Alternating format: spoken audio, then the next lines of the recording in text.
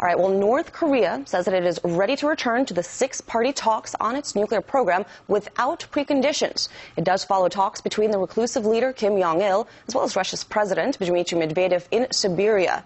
Now, Pyongyang says that it will also consider suspending atomic tests. Now, let's get some analysis on the story right now with Rudiger Frank. He's a professor of East Asian economy and society at the University of Vienna. Professor, thanks for taking the time to chat with us. So it looks like the development here is North Korea is ready, willing to return to the negotiating table, but it does seem like the U.S. and the South have set up some preconditions, including that North Korea halt its nuclear activities, uranium enrichment. Are these obstacles going to be too big for the parties to actually sit down for these talks?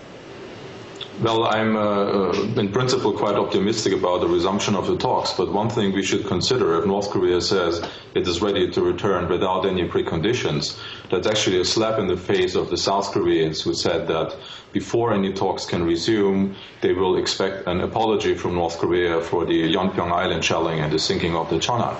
So without any preconditions is not actually what the other side has wanted for over a year.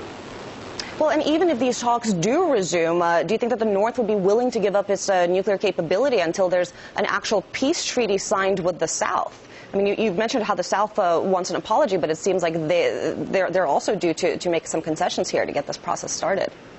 I think it goes even beyond the peace treaty. The nuclear program serves a number of purposes for North Korea. They include domestic purposes. They give great prestige to the current Kim Jong-il government. It's a means of defense also. It's the only reason why you and I are actually talking now about North Korea. It gives them a lot of international attention. And as long as they cannot find any alternative for all those reasons, I think it's very unlikely that they will give up their nuclear program.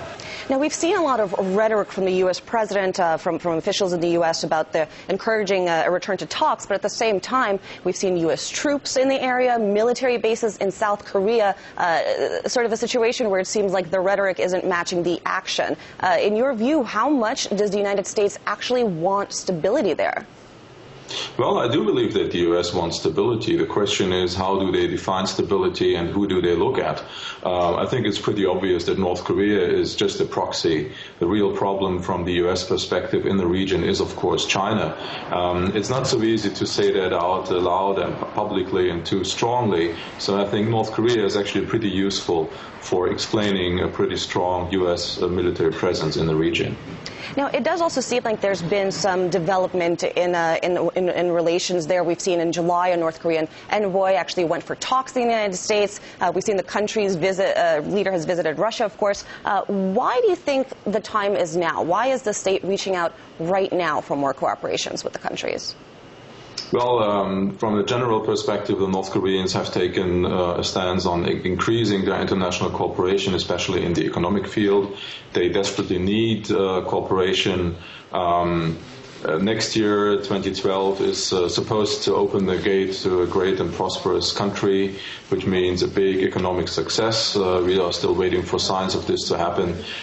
So there's quite a lot of pressure on the shoulders of the North Koreans, and from a long-term perspective, we've seen this coming and going. You know, you have some good signs, some positive signs, some opening up, and then on the other hand, you have some negative signs, some even military clashes. So this is more or less like a dance. You know the steps, you know the rhythm, and we are now just watching as it takes place again. Well, it's a diplomatic waltz of sorts. I'm sure you'll be keeping tabs on the situation for us. Thank you so much for weighing in with your thoughts. That was Rudiger Frank, the chair of East Asian Economy at the Society at the University of Vienna. Thank you.